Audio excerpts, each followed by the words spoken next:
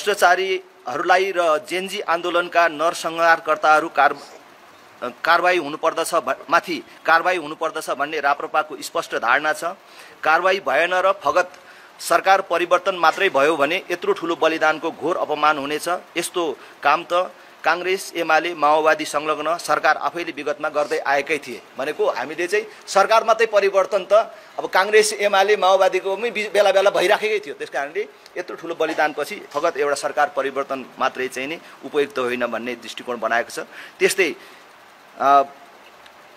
भ्रष्टाचारीहरूलाई र जेनजी आन्दोलनका नरसंहारकर्ताहरूलाई कारबाही हुनुपर्दछ भन्ने राप्रपाको स्पष्ट धारणा छ। त्यो मैले पढिसकेँ। त्यस्तै जेनजीहरूको आन्दोलन मूल रूपमा भ्रष्टाचारको विरुद्ध थियो। भ्रष्टाचार विरुद्धको कुरा गर्दा राप्रपा स्पष्ट छ कि समस्या नेतृत्वमा मात्र होइन अहिलेको व्यवस्थामै छ। जबसम्म भ्रष्टाचारको जगको रूपमा रहेको निर्वाचन प्रणाली, राज्य संरचना, संवैधानिक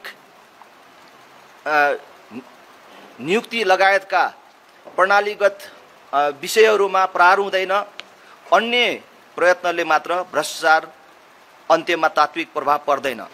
जेनजी विद्रोहका दमनकारीहरूलाई तत्काल कारबाही, 2046 साल पछिका सबै उच्च पदस्थ नेता कर्मचारी र उनका आफन्तहरूको समेत सम्पत्ति छानबिन, प्रदेश संरचनाको खारेजी, पूर्ण समानुपातिक संसद र सांसदले मन्त्री हुन नपाउने व्यवस्था, स्थानीय तह गैरदलीय, जनताबाट प्रत्यक्ष निर्वाचित कार्यकारी प्रधानमन्त्री, प्रधानमन्त्री 2 कार्यकालभन्दा हुन नपाउने, अभिभावकीय संस्थाको रूपमा राज संस्था, पूर्ण धार्मिक स्वतन्त्रता सहितको हिन्दू राष्ट्र, संवैधानिक अङ्गहरूमा स्वतन्त्र र निष्पक्ष नियुक्तिको सुनिश्चितता, जेनजी विद्रोह पछिको परिवर्तनलाई विगतका गल्ती कमी कमजोरीलाई सच्याउने, देश बनाउने, भ्रष्टाचारको सदाका लागि अन्त्य गर्ने अवसरका रूपमा उपयोग गर्न सबैलाई हार्दिक अनुरोध गर्दछ।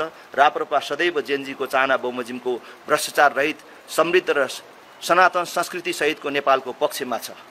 मैले संसद पुनर्स्थापनाको त परिकल्पनै गर्दिनँ। राष्ट्रिय प्रजातन्त्र पार्टी त्यो पहिलो पार्टी हो जसले यो संविधानले काम गरेन, यो संविधानले यो देशको समस्याको समाधान गर्न सक्दैन र अब यो संसदको पनि औचित्य समाप्त भयो। किन देशमा यत्रो ठुलो समस्या आउँदाखेरि संसदले निकास दिन सकेन र संसद चाहिँ देश बर्बादीको साँची मात्रै बन्न थाल्यो। त्यसकारण यसको औचित्य छैन भनेर संसद विघटनको माग गर्दै राजीनामा दिने राष्ट्रिय प्रजातन्त्र पार्टीले अब यही संसद पुनर्स्थापनाको त परिकल्पना गर्दैन।